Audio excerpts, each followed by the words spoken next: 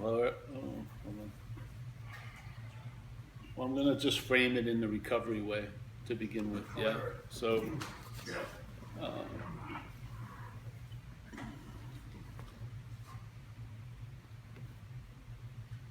think this happened to me when I was about 9 years sober. Something happened, my head cracked open or something, and I used to lead a workshop every week based on how it works concerning the inventory process. So I turned back to this page and I read this sentence, which I read tons of times, but I saw it in a whole new light. And this is it. It's on page 64, the third paragraph. It says, being convinced. So first of all, being convinced isn't I was convinced or I'm going to be convinced. It's an activity. You're in the activity of being convinced. Of what? So this is the part. Being convinced that self, manifested in various ways, was what had defeated us. So that's what, being in the activity of being convinced of that, this is what opens up to real freedom in my view, yeah? Because it goes here. So being convinced that self, manifested in various ways, is what has defeated us. So in this sentence, we're the us, yeah? And then there's something called self. Now, for me, I term it like a foreign installment or a mental parasitical movement, anything that will allow you to picture it as other than you. Because my humble opinion, it's not, the root of the problem isn't obsession with self. The root of the problem is identification as a self. Yeah, so we're identified as a self. Now, as an example, because this is very clear, it's saying self is what had defeated us through its manifestations, and then it goes to the next paragraph, which is resentment is the number one killer. So if you follow this view, resentment is a manifestation of self in one's life, then why are you calling them yours? Yeah. If a foreign installment is manifesting through you, and as it does, you're in the position of calling them your manifestations, I would say that's the act of being identified as a self. Then, and in this condition, the obsession with self just reinforces the identification as self. That's the whole purpose of the obsessions with self, is to identify or reinforce the identification. Because the identification isn't true, so it has to seem to be true. So the glue, which can never really create a hold or a bond, has to be applied constantly. That's why there's so many freaking thoughts running through our heads all day. Because the thoughts are being used. If you look at the thought system, the thoughts take us to be a body. When you're thought about as a body.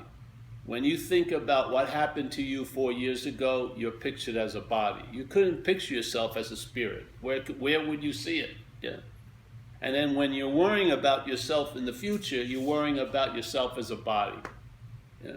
So the mental state is constantly remembering itself in the past as a body, and then remembering itself by worrying about itself in the future as a body.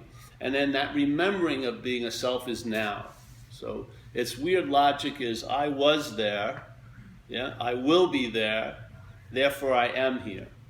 This is the bondage of self. The bondage of self is an activity. Just like it says, the activity that leads you to the freedom from the bondage of self is also an activity called being convinced. So if you're not convinced, you're not going to entertain this possibility, yeah? But if being convinced, you now see self as what has defeated you, there you go. Because suddenly, that which you are calling yourself is seen as other. And as soon as you see it as other, this is what happened with me. As soon as I saw that I wasn't a self, the next possibility that became available was I could be free from it. Where all before that, all my freedom was constrained by being free as that. Yeah? I was trying to be free as the parasite instead of from the parasite. It was a simple correction, but it made all the difference in the world. Yeah? So as soon as I saw it wasn't me, I could entertain, I can be free from it. Because if you're identified or in the act of being identified as it, the way you and I entertain freedom is as that, for that, through that, by that. That's the bondage of self. The bondage of self is an activity. If you're in the state of being convinced that self is what defeated us, you have a really strong possibility to be free from that activity of the bondage of self. Because you've seen the distinction, because we're all the different hosts taken over by one foreign installment. We were talking about at the table. If I did a sociological study, let's say in San Francisco, thousands of people, different ethnicities, different education, different backgrounds, how many of them park at the same 3 parking spaces in life called institution, jails, and death? You got to see something going on there. How could all these distinctly different hosts end up at the same freaking place? Because they've been taken over by the same driver. So when I go to A meetings, I do not identify with who the hell you are. I identify with what's taking you over, because the same parasite took me over. So when you talk about what it was like to live under its influence, I identify because I've lived under its influence. Yeah? So if it is a parasite, let's say, and it's a nasty parasite, let's say if there was a parasite in a physical form, had like 50 freaking teeth and talons, and it flew on me, I would knock that sucker off in a second. If it flew on me 500 times, I'd knock it off every time. So the parasite of alcoholism has the greatest strategy of all. It convinces the host that it's the host. You're taking the parasite to be you. You're in the act of being identified as the parasite. Its thoughts, that the thoughts that it's generating, you're calling yours. That's the bondage. It's as simple as that. And I only know this in a sense because I got freed from it. This is all reverse engineering. I got relief, and then it's informed me why I didn't seem to have relief. And who was in the situation where I wasn't having relief? Me. Yeah. It's like you hear about a great party, but when you get there, it sucks. You have to realize there's something that the role you have here. Yeah. And you look at the inventory process, it's so clear. Some people at a bar in Dallas do the first 2 columns. They know who they're mad at and why. They're so fucking sure who fucked them. Yeah. And they're talking to other people, but all it leads to is another drink. But AA, all that AA does is just take it farther back to see your role in things. Because your mind and your role is huge. You and I are giving everything all the meaning it has. That's an incredible statement. That's an incredible comprehensive statement. It has everything and all in the same sentence. There's no wiggle room out of it. Yeah. So when that parasite, there's these parasites in nature now. There's a new one they found not that long ago. Its nickname is toxo. Yeah.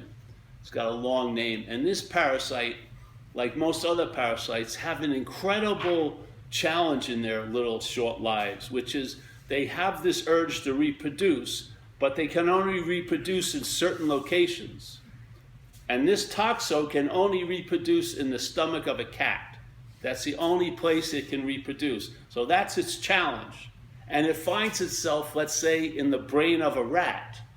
Now, it can't call Uber or fucking call out for catering. How the hell is that parasite going to get over to that cat belly?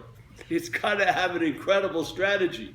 So what happens is it jacks into the rat's brain and tells the rat, hey, when you see a cat, run right up to it.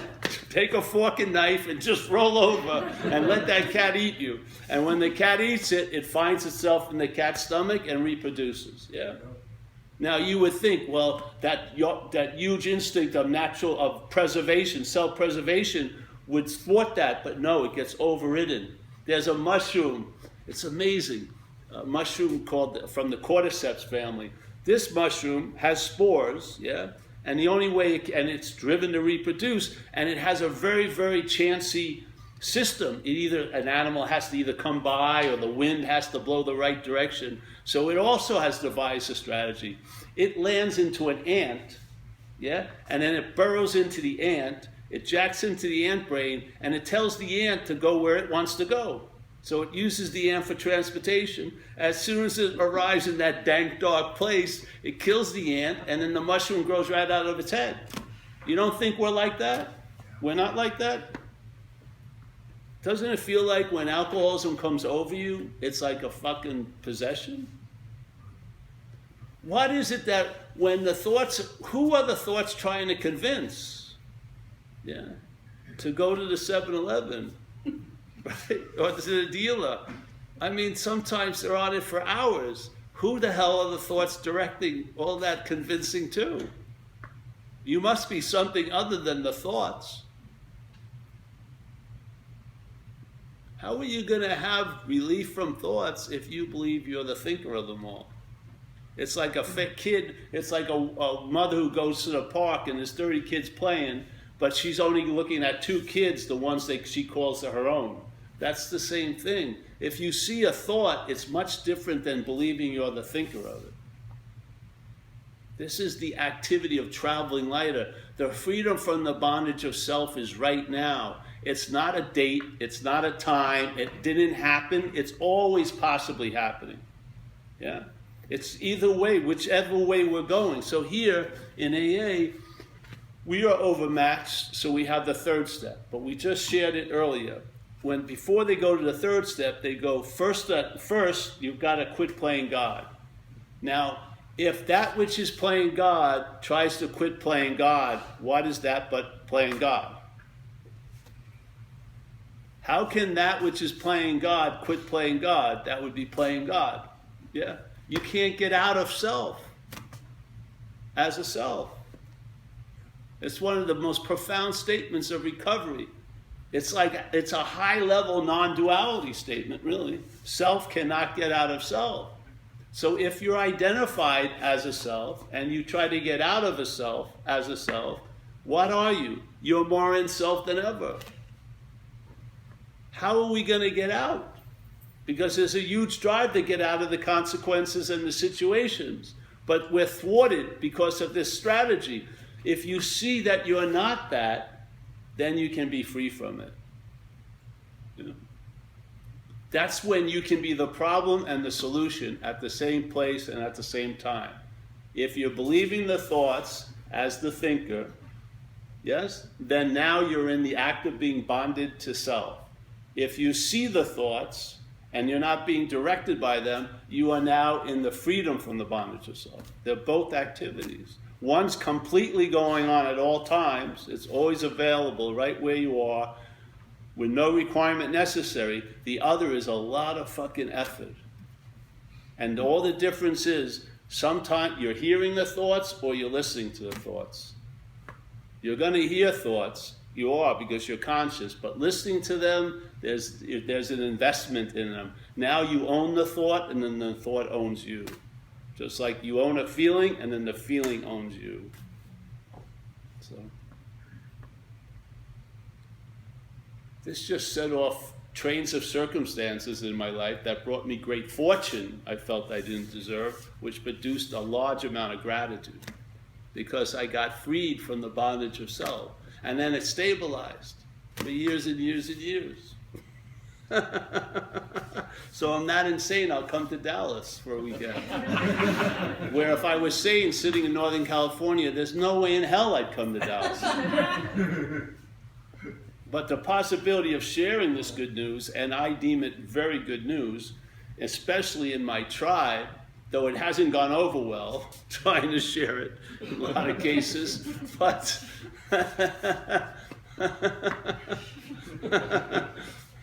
but that hasn't stopped me. No. Because there is a taste of freedom. You'll sense it's like that page 63. You'll feel a new power flow in.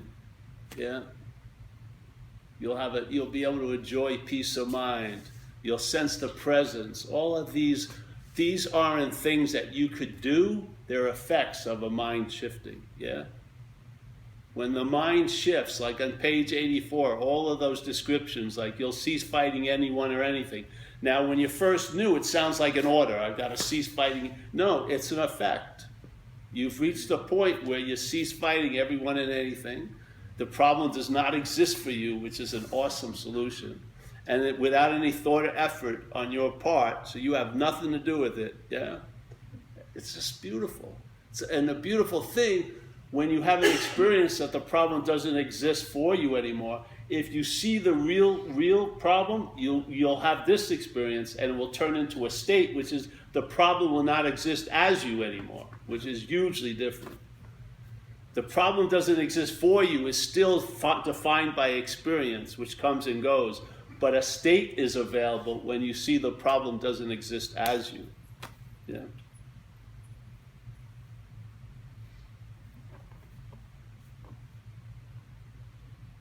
Then you're here because you realize you can't be anywhere else. You're not trying to get into the moment. You've realized you can't be out of a moment.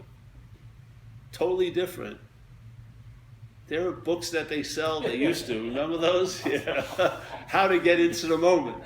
And then you'd buy the second one, how to really get into the moment.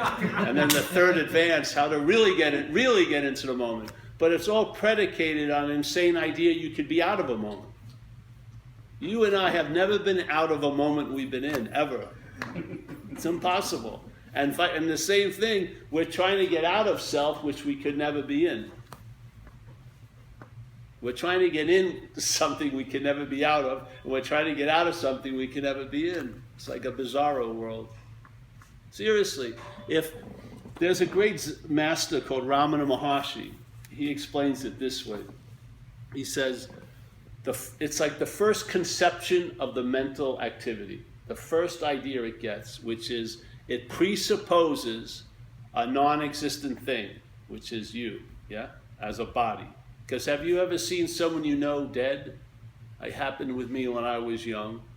9 years old, my Uncle Fred died, and my mother took me to the funeral, and then there was an open casket, and she brought me up to say goodbye to Uncle Fred, and when I looked in, I realized that wasn't Uncle Fred. It didn't take any moment, because the spirit was out of it. It was just a fucking non-existent thing. It was just a body.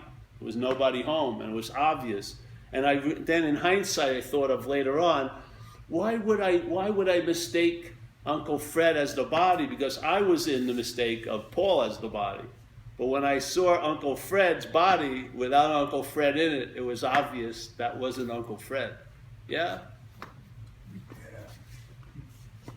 So the presupposing of a non-existent thing, yeah?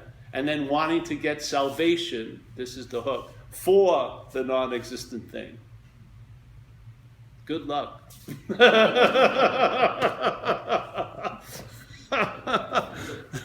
So,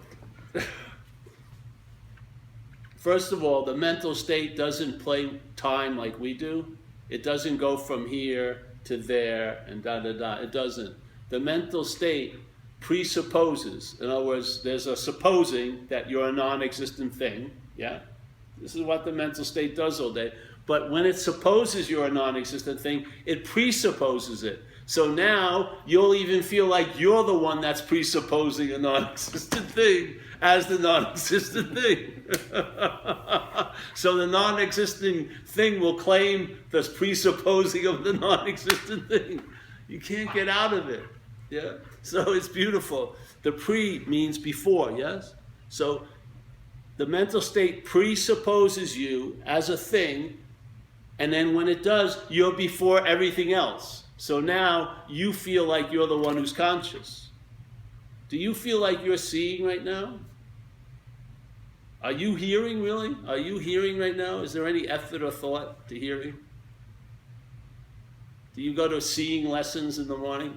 Seeing, practicing? No, something is living through us, this apparatus, right? It's the conscious contact. It's seeing, hearing, feeling, tasting, touching. And then after that, a mental state presupposes that you're the one who's conscious. So here's the consciousness. This is what's happening. And then the mental state arises after the consciousness and then presupposes that you're the non-existent thing before the consciousness. And now the story now starts that you're the one who's conscious. So you believe you're seeing, you believe you're doing the hearing, you actually believe you're doing the thinking. all this shit, only because, and it's so weird, because when it presupposes you as the thinker, there's an assumption that you should have some power over what you're doing. Do you? Does your thinking actually obey you? You could have an important interview tomorrow and say, oh, thinking, please, I want you to stop at 11 p.m. tonight. No thinking from 11 p.m. to 8 a.m. I need a good night's rest. You're up at 1, 2, 3. The thoughts don't seem to listen to you. But there's an assumption they should because you're the thinker. You're not the thinker. The idea of being a thinker is a thought. It's a thought that presupposes it's before all the thoughts. And it's the thought of being the thinker. This is the bondage of self. And see, the real freedom, it doesn't come after bondage. The freedom is prior to the bondage. Inherently, you have never been bound.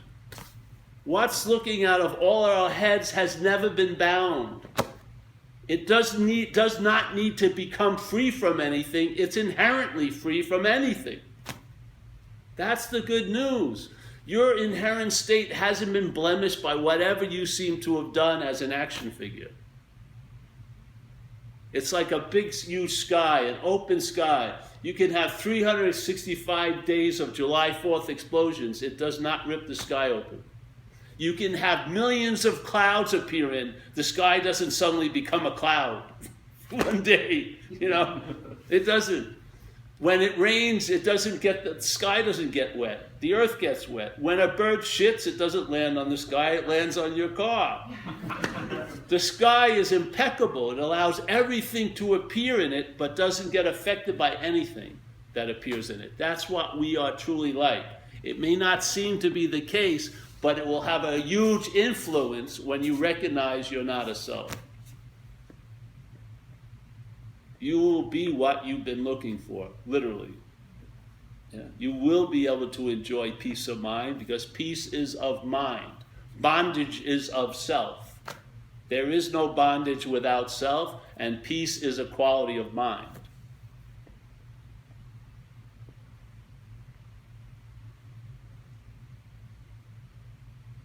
Now, this is a solution that's worthy of the term solution because it will stabilize and you'll freaking travel lighter.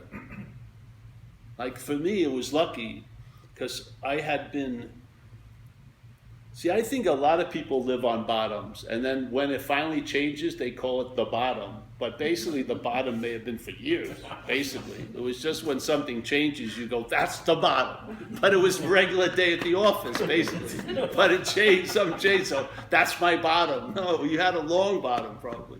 So I had spent 2 years in a program, Delancey Street, San Francisco. 2 years I lived there, 85 to 87. I'm not proud of it, but I thrive in an institutional setting. My life looked a lot better with them telling me what to do than it was me telling me what to do. In 87, I graduated from there, and I went back out quickly. Went on a 10-month run and ended up in a trailer park up in Northern California. And I was sitting in a trailer with a guy I didn't know. He had a big head and bulbous nose, varicose veins on his face. We were drinking some vodka, passing it back and forth. I was in that predicament that we always end up at the end. I had a huge appetite, yet no money to fulfill it. I was fucking super pissed. Yeah, so I was just trying to stay loaded until I could try to get high, which I always had to, at that point, I had to convince someone else to get high because I had no cash. So what happened is I looked at this guy's face, and I said to myself, this guy's a bum. But lo and behold, he was looking back at me like I was a bum. And that was it right there. Something stopped the head and something downloaded like a CNN news flash, just a headline, and it was, I'm fucked. Really. And I'd been fucked for quite a while, but it was escaping my attention because of that huge muscle of denial. And, see, I like the statement in the book, not the 12-step of, because I had admitted to many people that I was an alcoholic and a drug addict to get more alcohol and drugs. But when this admitted to my innermost self, then something changed, the innermost. It didn't go up here, it went somewhere I didn't know was available. But I was totally convinced. And something did for me what I could never do for myself, nor could my mother or the state or anyone. And it just removed that urge. And I've never had a thought or a feeling about drinking or drugs for 29 years now. It's a fucking incredible solution. It's such a good solution because the need for a skillful means has been diminished because I don't have any thoughts that I have to combat. The urge was the driver of all the thoughts. The urge was the driver of all the feelings. That was removed, and it's been just that was the hump I could never get over. I understood I was screwed, but I couldn't help myself because that urge and the need for an incredible immediate answer to the urge, which was, like the alcoholic of my type, I was willing to pay any consequence tomorrow not to feel uncomfortable now. That was the drive. And my mental state was causing so much agitation that I had to get some fucking relief. But the relief, being claimed by the problem, led me to more bondage. So I would get a temporary freedom from a shot of coke, but in fact it was just a hell. It was like slavery, incredible slavery, and it looked like nothing could stop it until it was stopped. And it wasn't any human power that did it. Delancey Street didn't do it, my mother didn't do it, I didn't do it, the state didn't do it. Something intervened. And from that point on, my mind was open to higher guidance, so to speak. And I believe the higher power, in a sense, is sort of like, there's a thing called the Course in Miracles, where they describe it as the Holy Spirit. And I truly believe that the exact same data that your mental state is using to convict you every day can actually lead you to freedom if it's given over to the right hands, which is the higher power. It's using the same information, but they take you to two different ends, yeah. And if you don't believe it, and you don't believe our role in it, I believe that we, right here, all of us, are the activity of faith, yeah. And faith is going to manifest in the vehicle it's put in. And I've had a deep experience of what faith looks like when it's put into a failed system of reliance on self. It produced so much fucking anxiety and fear and dread about what was not happening. It actually became what was happening. It's the same faith that, if surrendered and directed by the higher power, produces an ease and comfort in my skin right now and in my circumstances and situations. Yeah. It's not easy for me to leave California and the Pacific Ocean. I needed like a decompression to get used to Dallas. But I was here 7:15 and then to talk. Only because I'm guided by that I ever came here, really. Because I don't think about shit. If you think about shit, you're not going to do any fucking thing. Really.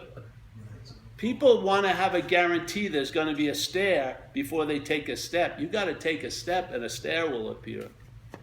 Yeah. And I don't believe the thing that you have to have it to give it away. I believe if you're willing to give it away, you'll have it. I've heard some incredible information from a newcomer, because it wasn't the newcomer speaking, it was the Spirit speaking through them. Because in this situation, it's not about us. It's about us becoming a maximum use. And what is that use for? To allow this solution to become apparent in life. Yeah? And if you're willing for that to happen, you'll be used. And you and I will be the better for it. So the whole idea of this and non-duality is the essence of it. If you took AA back farther, it would go to the same place they all go to. Right? Like St. Francis says, you have to die to the self to be reborn. How are you going to die to the self? It's just you lose interest in it. Yeah. You lose interest in it. Would you go home and think about what happened to Stanley 8 years ago, unless you were going out with a Stanley? Would you ever? Of course not. You wouldn't spend your whole Saturday ruminating. If Stanley would have just made that left instead of the right, his life would have been so fucking great. No, but you'll do it if it's about you for 40 years. You have to see it. It's the movie isn't that good. It's the audience that makes it seem so good. It's like if we had a marquee here, the story of Paul, there'd be 40 Pauls here with the hopes that it was about them. And maybe some girls who had gone out with Pauls to be convinced that they were right about leaving Paul. And then, so we start the movie, and everyone, they're putting up with stale jujubes, lousy popcorn, but because they'll put up with it because this is going to be about me. As soon as they realize it's not about them, they're totally disinterested. Well, I'm just watching. The phone's going to ring. Is it my fairy princess? Did I get the job? They could care less because it's not about them. This is exactly what it's like. If you see the thoughts as not your own, you'll lose interest in it. This is the only way. You have to see it. If that which is playing God tries to lose interest in playing God, that's interest in playing God. There's got to be another way, and the other way isn't trying to direct the interest to another way, it's losing interest. And it says in recovery, one of the effects is you'll lose interest in yourself and you'll gain interest in others. This is the whole key. How are you going to lose interest in self unless you see it as a foreign installment? If you can see it as other, you'll lose interest in it. If you keep calling it you, the interest is going to keep on being put into that dead-end bank. That's the slavery. The slavery is of our own making, like it says in AA. We manufacture our own misery, and we do. And where is the factory? It's in the thought system. And the thought system pictures you as a body. And it fixates over you, yesterday and tomorrow. Look at the thoughts. The thoughts are about yesterday and tomorrow all fucking day.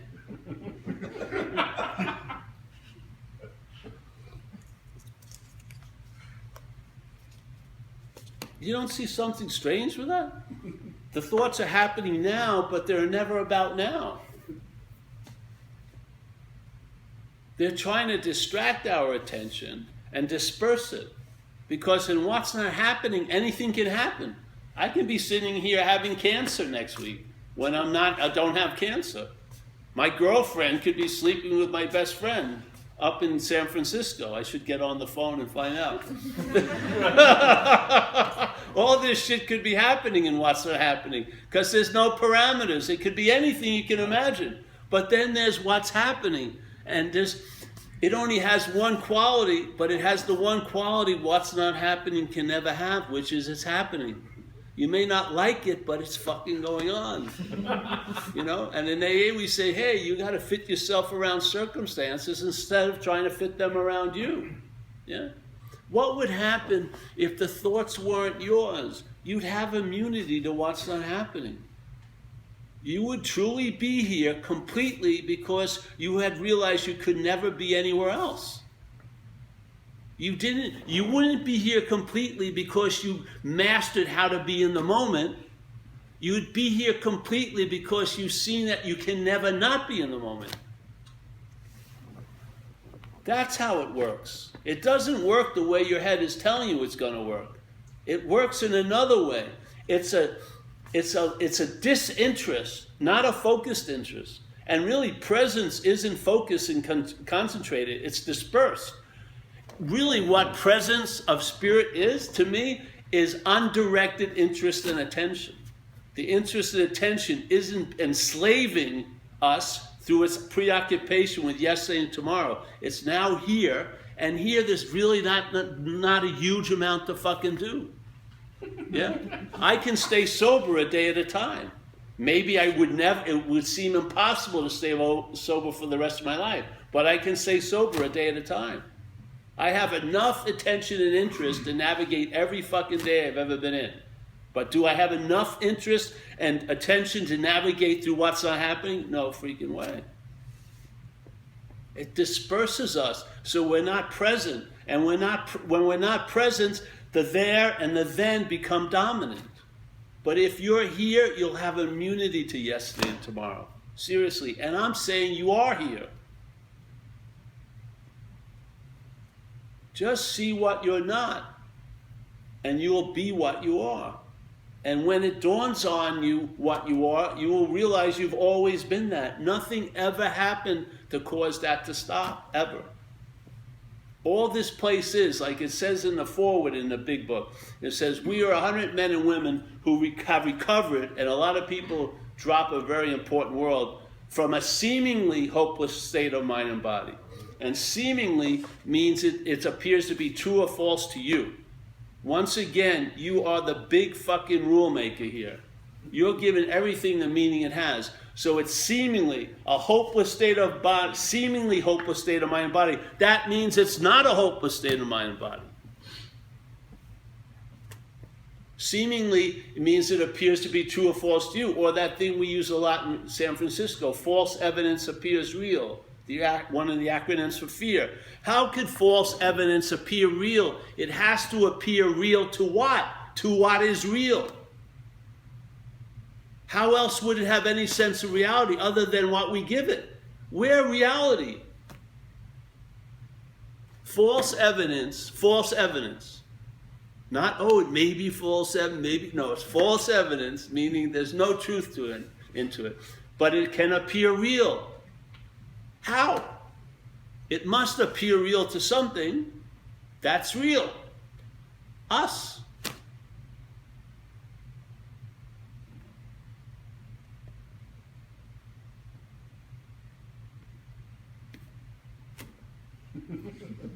So reality is seeing false evidence, and if it really sees false evidence, it won't appear real. If it's seeing false evidence from false evidence, which is taking yourself to be a self, then a lot of false evidence is going to appear real to that which is not real. It is, yeah. But when you see the false evidence from what you are, it doesn't appear real. Therefore, it has no effect. It's beautiful. And you travel later. And you travel later, day after day after day, after day after day, after months, after years. Now you have a new norm, yeah? Not irritable, restless, and discontent, but an ease and comfort and the ability to enjoy peace of mind. You feel a power flowing in, you sense a presence, all that becomes really a fact, you know, a basis of your day. And therefore, like when we used to do service, you know, you have hospital and institutions here? That was such a great commitment. We take 6 months to get it back where I live. You have to have 6 months. Because that had the most powerful effect on me. You could go in there totally flipped out in 10 minutes into, you'd be grateful. You know, it changed so many, it derailed so many fucking trains of self-will. And I'm telling you, I thought it was the greatest provoker of gratitude in my beginning years, yeah? So after those, a lot of times doing service, what did it feel like? Well, you'd get out of yourself, yeah? And then you'd feel bigger, you know, you'd feel, wow, I feel bigger or larger or brighter. And then you'd sense that you were available, at least to others. And then you'd sense that presence, you'd call it a higher power. So there you were in a seeming condition. It's all seemingly so. And then you needed to get relief from that seeming condition. You do service. It pulls you out of the ass of self. Yeah? Mm-hmm. You feel available. And then you sense the presence of a higher power. But then you claim to be the one who sensed the presence of higher power. Then you're up the ass of self again. And then you need to do service. Yeah? And goes on and on and on and on. You get the free sample, but you scurry right back up. Yeah? And then you need to get a divine proctologist to pull you out of that fucking ass. But you go back up. You got to see him every week. So what happened with me? I was doing that, and then one day I was doing quote-unquote service. Sensed the, you know, I was available, sensed the presence. But it dawned on me, I'm the presence. I'm not the one who's having the presence. I'm the presence. Yeah? So as soon as I saw I'm the presence, that means I'm available. And if I'm available, I'm of service. What a fucking quantum leap. The presence, the terminology presence means just that. It's not wasn'ts and willn'ts, whatever. Willn'ts. presence. Therefore, what's present is available, and what's available is of service. What a beautiful transition from doing service to being of service.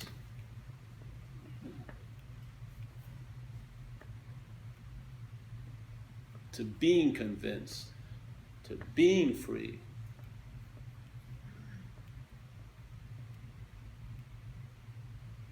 If you think it's an arrival date, you're missing it. It's an activity now. Hopefully we're all in the state of being free from the bondage of self right now.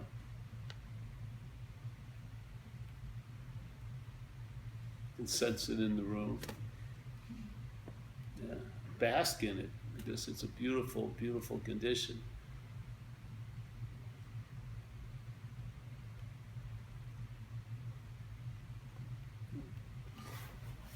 Do you see how it applies to AA? We're so lucky, really,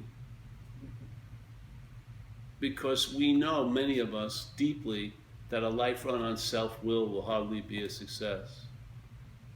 We know it completely, yet even that knowledge becomes self-knowledge, and it avails us nothing, because the act of being identified, when you're in it, you don't know you.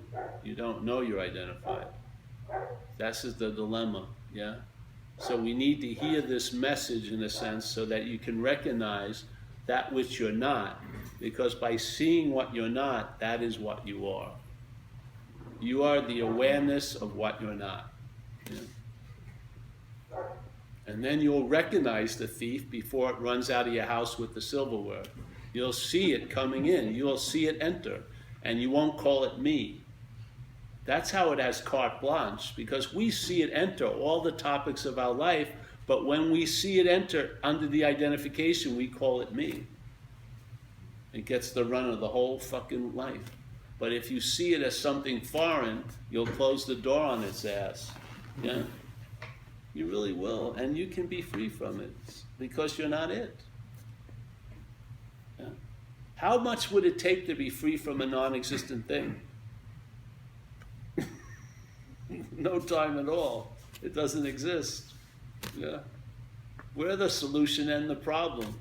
We're the solution entertaining the problem, really. We're believing the problem to be us. That's the problem. At the same time, and all time, we're the solution. And the solutions never become the problem. It just seemingly is becoming the problem. Yeah? It only can reach an activity level. It can never become so. You are never truly fucked anymore. Yeah. So, yeah, any questions?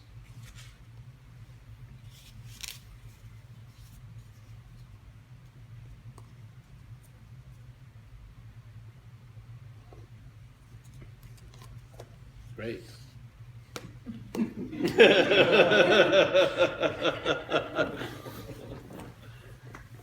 I will make a remark about seemingly, because seemingly is so important. Such a heavy word, but really. Seemingly. Oh, To totally. assimilate that word. You know, it's the joke. It's the trick. The disease. It makes me want to think that my situation is hopeless. And if I believe that, guess what? Hopeless. Seemingly. Well, that's it. It's a trick. Because the parasite wants you to drink. It doesn't have a mouth. Yeah. It needs you to sort of to change, to make that energy it wants viable to it. You have to drink. Yeah. Its whole drive. See, to me, in alcoholism, it has its own idea of surrender, and that's fuck it, right? It wants to lead us to fuck it. It wants to bring us to a point where false evidence has appeared real, and we're taking it to be true, and it seems like there's no fucking point. Fuck it. And then once you drink, the genie's out of the bottle, and then all of your little predilections or characteristics, let's say you have a little jealousy, then you drink, and then you're up on stalking charges a couple of months later. It amplifies a lot of the qualities that tend to sort of like, if I drink, See, when I started to drink, I realized very quickly I had magnetic appeal to people in uniform. As soon as I drank, I attracted authorities, you know. And in hindsight, I recognize you have a lot of power, and if it's misdirected, it's going to attract a lot of consequences. And I'm one of those types, yeah.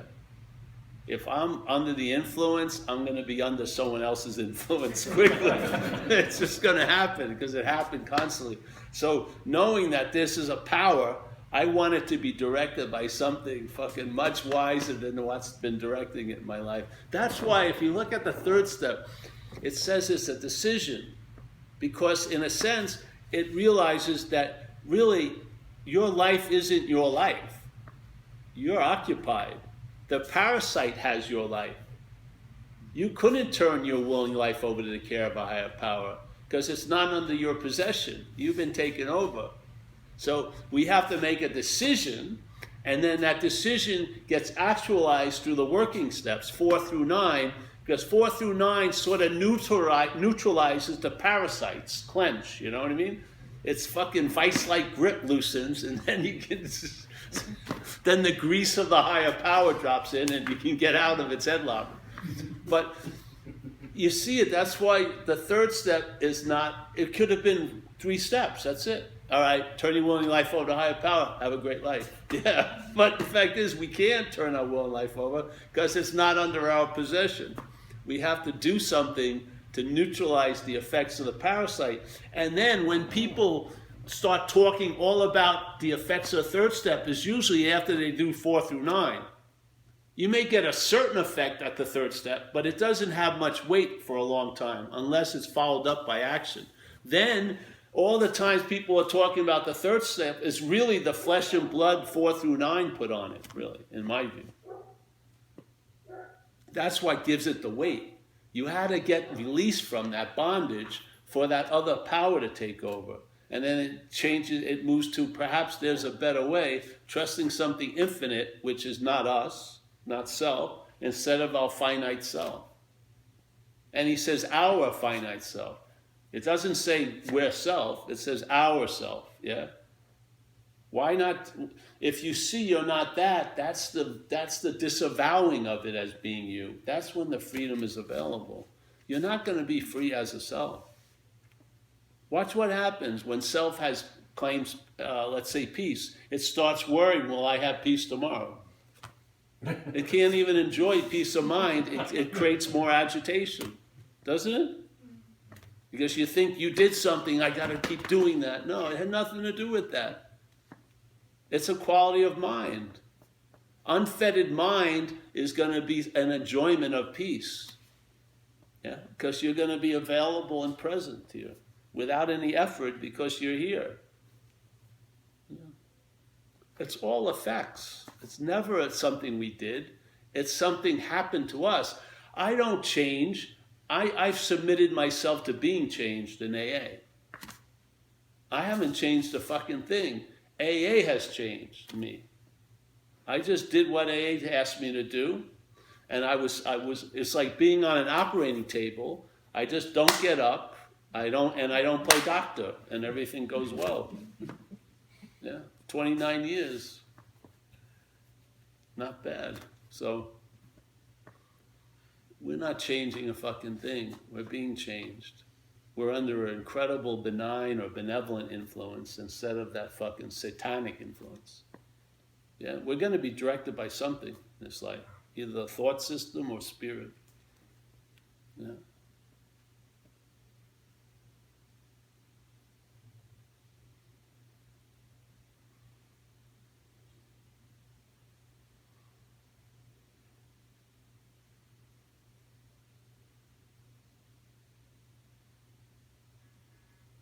So one more thing, I'll throw everything out here coming to me. So if you read the fear inventory, it says, why are we in so much fear today? Yeah, it's an incredible question. He doesn't let us answer it, which was good. He says, isn't it because, really, isn't it because self-reliance has failed us? So fear is an effect produced by self-reliance. if you follow it, yeah? Why are we in so much fear today? Not because of fear, but because of self-reliance. So relying on a failed system, having faith in a failed system is going to produce fear. It's trippy, eh? Having faith in a reliable system produces an ease and comfort. It's the same energy. It matters what's directing the energy. Yeah.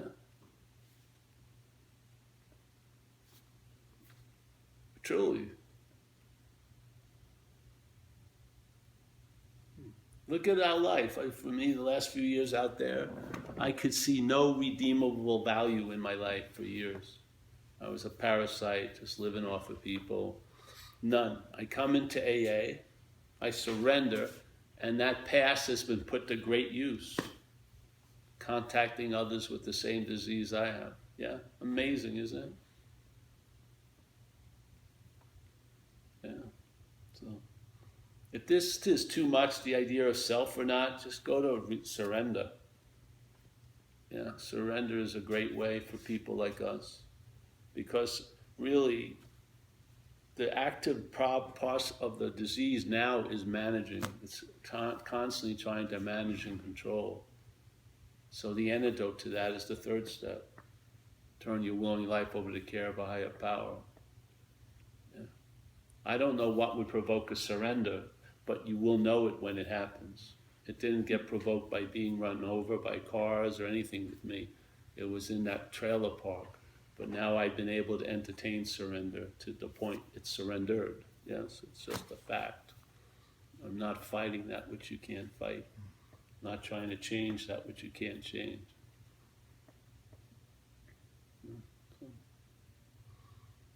And it was nothing to do with me. These are just effects of being under the influence of a divine power.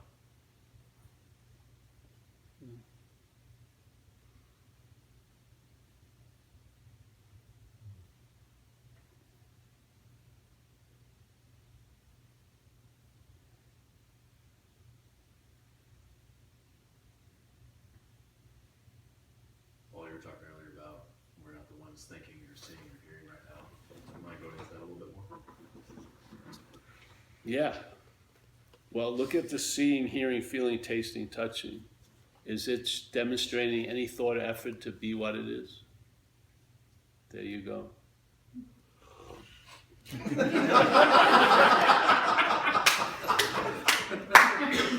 Dave, you got that, right? I like that we don't go to thinking class. That was good. Well, being doesn't demonstrate any thought and effort. Trying to do yourself into being will look like a lot of thought and effort. But being is never sweating. When something's being its own nature, it's not sweating. It's not. It's just so. Really, the base of our day really is consciousness in contact. I like to say in AA, conscious contact. Yeah. Let's say consciousness. That's a name they give that which can't be seen. But the ability to be conscious of. Yeah. We're awake. Yeah. And so we're awake to this experience 5 different ways, 5 gates: seeing, hearing, feeling, tasting, touching. In Buddhism, they call the mind a 6th gate, which is mind hears thoughts and stuff, yeah? So that's the contact. Then in the contact, the mental state arises, and it has a sense of sentience. It's aware, like an instinct, like an insect would be conscious. But it becomes conscious of what was brought into the light by the consciousness.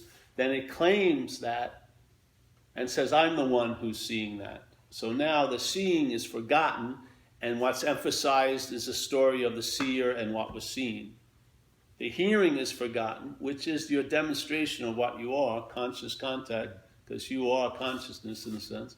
So now the seeing gets forgotten, the hearing gets forgotten, the feeling gets, the acting, the feeling gets forgotten, and the doing gets forgotten, and now the doer and what was done, the hearer and what was heard, the seer and what was seen. Yeah? That's the interpretation. The mental state interprets conscious contact to imply you're the one who's in contact. That's the bondage of self, you know. Now, if you saw what you call you came after, yeah, then you would obviously get a sense, I must be that which is before. Yeah. If that which is supposed to be before is seen to come after, you must be that which it comes after too. You must be the consciousness. Yeah? Obviously, wouldn't you? Right now you think it's you because it's presupposed itself before the consciousness. But when it's revealed it's not true, that this is an afterthought, then it's totally a big hit that you're that which is seeing it. Yeah, you're not. It's just going to hit you sooner or later. And if it hits you sufficiently, it can shift the paradigm of the game, and 51% of your stock will be now on the consciousness instead of the story the mental state's presupposing that you're the one who's conscious. Then you'll stop trying to be conscious because you're always conscious. You'll be looking for lattes instead of the truth because you are the truth. You won't be looking for you because you are what's looking. Yeah, stuff like that. And then the horse is in front of the cart and things make sense, really. I haven't had a metaphysical question in 20 freaking years. Like, where are my pants or my keys? That's what I have questions about. I'm not trying to be me. It's impossible. I am that. It's easy. So when we talk about self-awareness, how does one become self-aware but then at the same time free of self? You have to have the awareness in front of the self. Awareness of self is totally different than self-awareness. Awareness is the horse. Self is an imaginary cart. That's after the horse. Or after the horse, yeah? Yeah. We're living, some of us, an interpretation that the cart is real and it's the before the horse. Therefore, the cart is what's doing the horse. It's not. Yes? See, if you look at self-knowledge and it says it will avail you nothing, that's an incredible statement in AA. That's way beyond 1935. Self-knowledge avails you nothing. That's an incredible freaking statement. Because there's so much value put into knowledge. But see, if selfing, which that's what I don't believe there's a self, there's selfing, yeah? The selfing, its main apparatus is to claim. So let's say if selfing is presented knowledge about self and claims the knowledge about self as saying, I'm the one who has the knowledge of self, that knowledge isn't going to lead to freedom from self. It's going to be more bondage. It's like being a professor of holes who keeps falling into holes. What's the point of knowing everything about holes if you keep falling into the holes? You know what I mean? It's insane.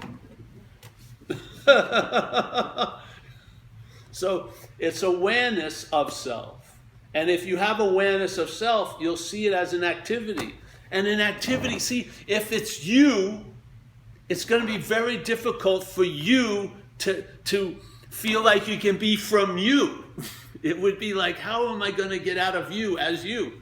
But if you see it as an activity, how many people are in a hospital because they cannot stop running? You know, most people, they know, all right, they stop. You know, like, they have treadmills, they never stop running.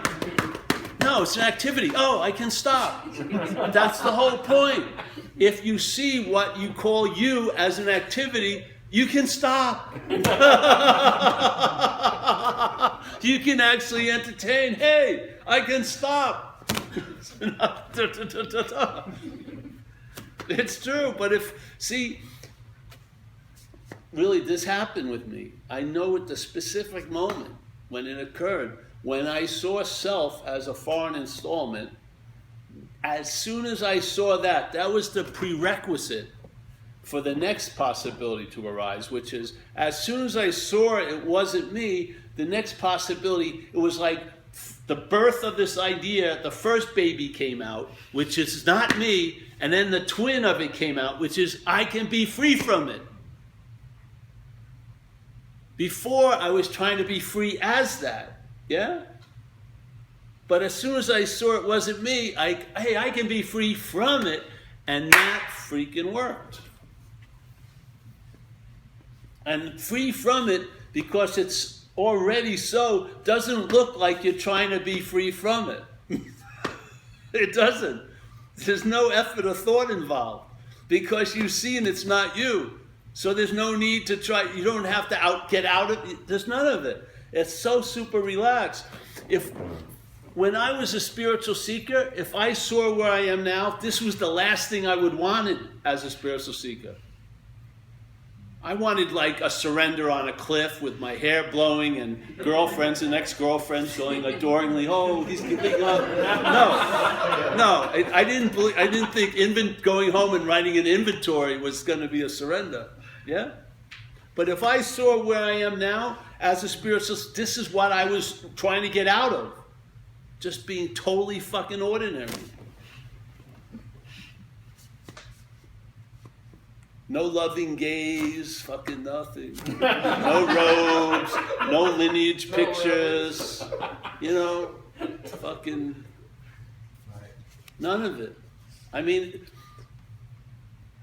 I can't even have a blog site. What am I going to say? Oh, I went to the store. Yes. I got a mocha today. So sorry.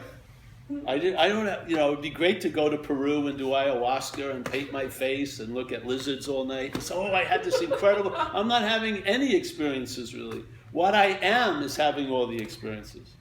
But it's not an experience. It's just an ordinary awakeness to being awake. Simple, really is. And because you had nothing to do with it, it's tough to make it anything. You can't have like stripes or anything, or like black belts or nothing. There's no hierarchy. It's just either you're seemingly asleep to being awake, or you're seemingly awake to being awake. It doesn't change the fact that you're awake.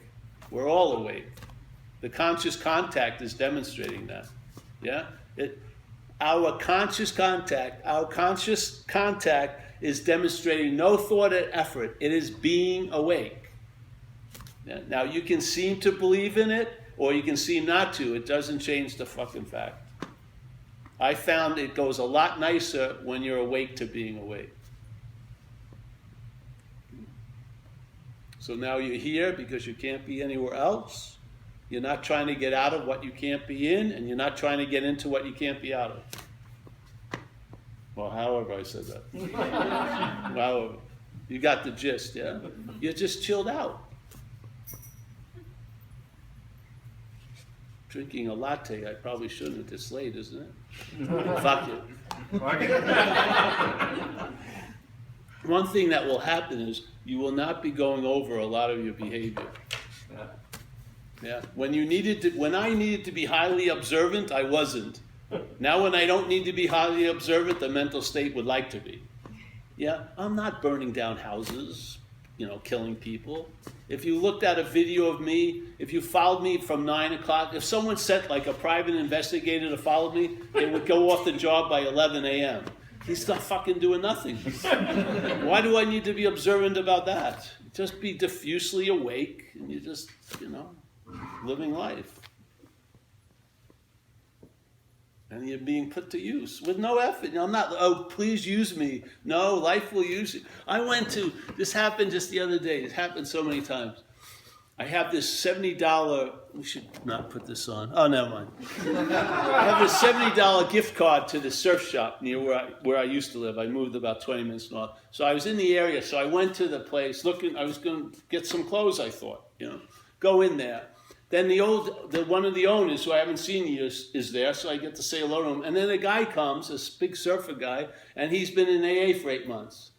And he recognized me, so I start, you know what I mean? I was used. I thought I was going to get a pair of pants. I didn't leave with a pair of pants, but I talked to this guy, and he's surfs with a friend of mine who's one of my sponsees. So I told him, hey, take care of this guy, like this. You're always going to be used, yeah? You don't have to try, and you don't need an intensive. This place is intense enough, isn't it? Why would you want to sign up for a 7-day intensive? That's like every day, every week here. You know what I mean? This is intense enough. If you see what you're not, and just see it, you will be aware or be awake to being awake.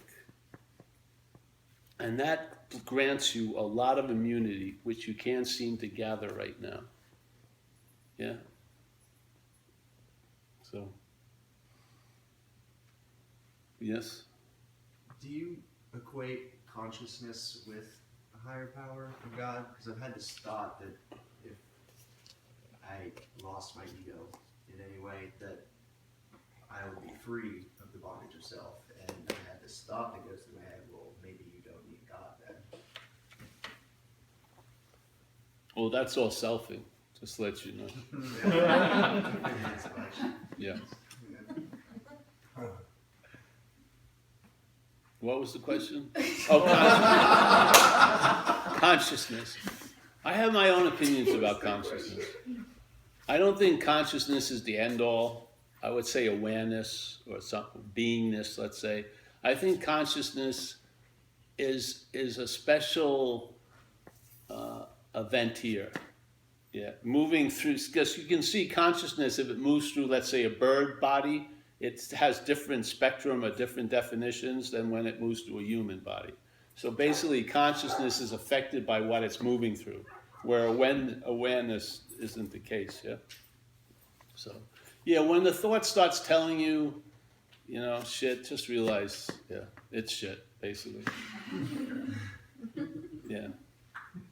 You'll get a sense when it's intuitive, and you'll be able to sense. You know, they have that chapter where it says people will start, you know, thinking they're having the word of God coming through, but they're just fooling themselves. You know, it's part of the growth process here. Yeah, I remember when I heard this non-duality thing, which is there is no body.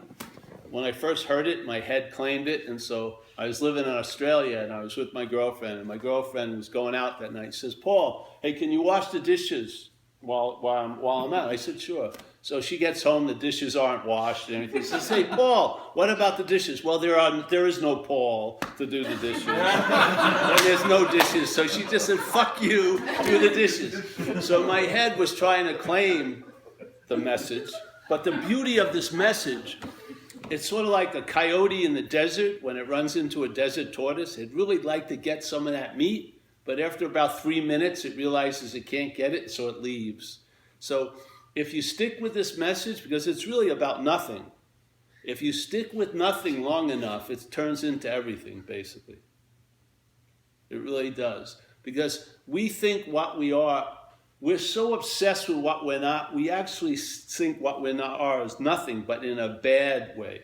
But really, nothing is everything. Yeah? Nothing is the gift that keeps on giving. Yeah? And everyone's going to get a lot of something, and usually it always totals up to nothing, so why not start at nothing? Yeah? And if you have alcoholism, the thing is, don't fool, non-duality isn't a panacea for alcoholism. I know a lot of drunk Buddhists. I do.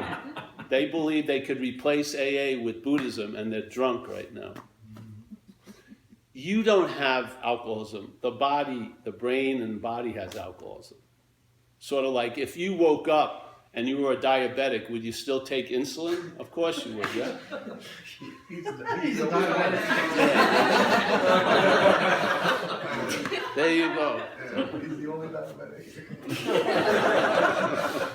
That ain't coincidence either.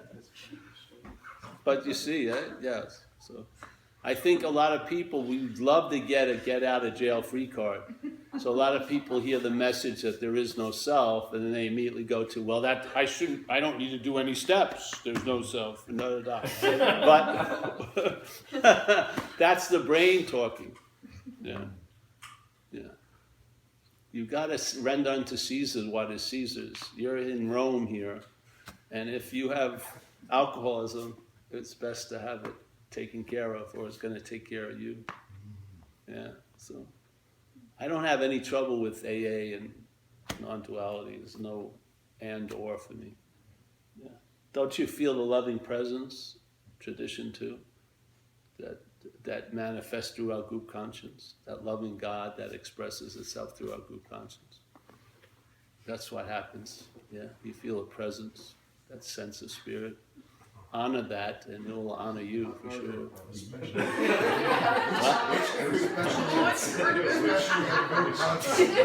See, I feel it in everyone. What happened? You oriented everybody. Our group conscience is really fun. It's a 2-hour party.